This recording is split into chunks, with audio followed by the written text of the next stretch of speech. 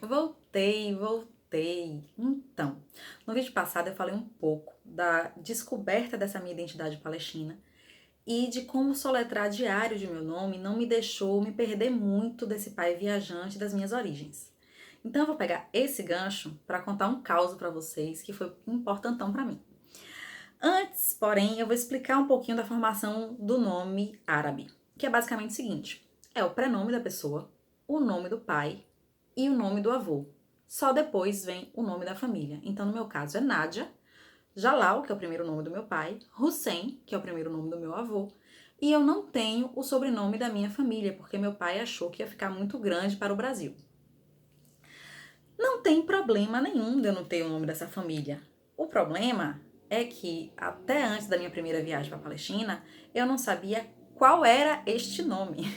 Isso porque meu pai se chama nada mais nada menos do que Jalal Hussein Haj Muhammad Abu Hasna. Então achava eu que o nome dele era Jalal, o nome do pai era Hussein, o nome do avô era Haj, o erro tá aí, e sobrava então Muhammad Abu Hasna. Então eu falei, ué, são 3 nomes o nome da família? Ou então no nome do meu pai colocaram o avô também, o bisavô também, quer dizer, não sabia. Ok, chego na Palestina, na minha primeira viagem para lá. E claro que essa não foi a primeira pergunta que eu fiz pro meu pai, né? Eu cheguei e fui curtir, né, todas as minhas descobertas por lá. Um belo dia, meu pai me chama para ir pro noivado, o que é muito legal. Não só porque a gente vê aquela noiva ganhando 1 quilo de ouro, mas porque tem aquelas velhinhas que ficam cantando várias e várias vezes aquela negocinho assim, sabe como é? Então é muito massa. Chego eu então nesse noivado com meu pai, e como eu já falei, o ambiente dos homens é separado do ambiente das mulheres, e isso não é permeável, é uma divisão muito estrita, de forma que meu pai embocou na parte dos homens, que era logo no começo, e eu tive que chegar sozinha na parte das mulheres. Ele não podia nem ir lá assim, como quem não quer nada, para me apresentar.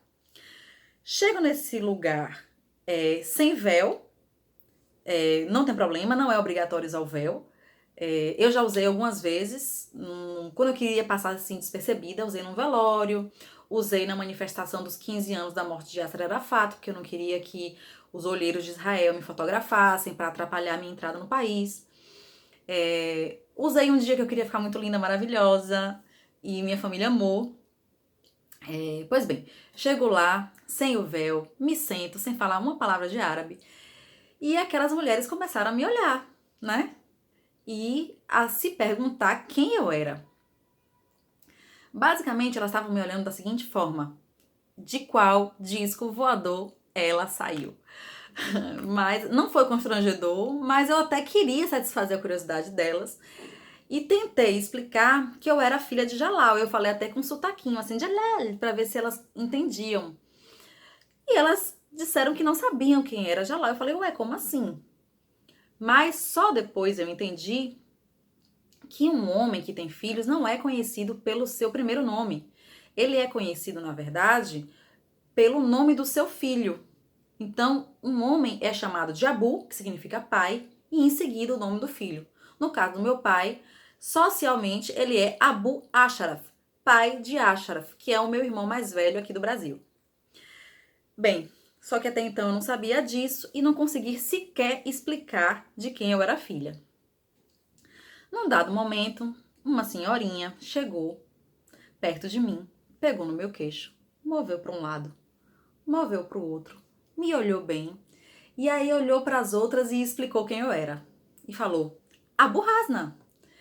E as outras: Abu Hasna, Abu Hasna. Tipo assim, claro que ela é Abu Hasna, claro que é Abu Hasna.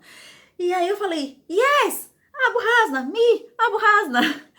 E foi muito legal descobrir que o meu sobrenome era esse, né? Descobri dessa forma que o meu sobrenome era esse.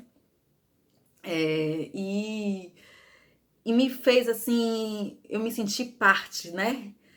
Parte daquele lugar. E eu falei, uau, eu sou daqui mesmo, né? Eu sou mesmo daqui. Essa experiência foi importante também porque me fez fazer as pazes com algumas características físicas minhas, né? Porque eu entendi de onde elas vêm.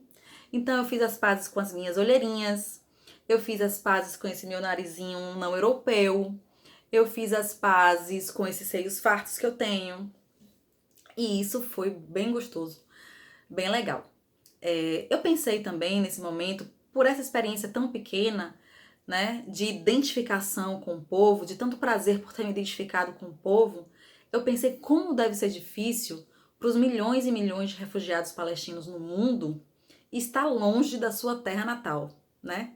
Não por prazer, não por opção, como foi o meu pai, mas por imposição, por não poder estar na sua terra, não poder estar perto da sua música, da sua comida, do seu povo, da sua cultura. Eu falei, realmente é bem duro, é muito duro. Enfim, depois eu conversei com meu pai, né, sobre o nosso nome, e então eu descobri que o avô dele não se chama Haj, se chama Haj Muhammad, Peregrino Muhammad, porque ele foi até Meca. E quem vai até Meca numa peregrinação incorpora esse Haj antes do nome. Sobrou então o Abu Hasna, que é o nome da minha família, que eu vou incorporar também ao meu nome em breve. E aí me perguntaram, você vai mudar seu nome? Eu falei, claro que eu vou. Mudei para casar, separei, não vou colocar o nome da minha família, né? O nome desse povo que eu me identifico tanto. Vou sim, inclusive eu já fiz a numerologia, ficou ótima, maravilhosa. Enfim, domingo eu volto para contar uma experiência não muito legal, não muito gostosa, que foi o dia que eu recebi voz de prisão aqui na Câmara Municipal de Salvador, basicamente por ser palestina, né? Enfim, aguardem. Um beijo.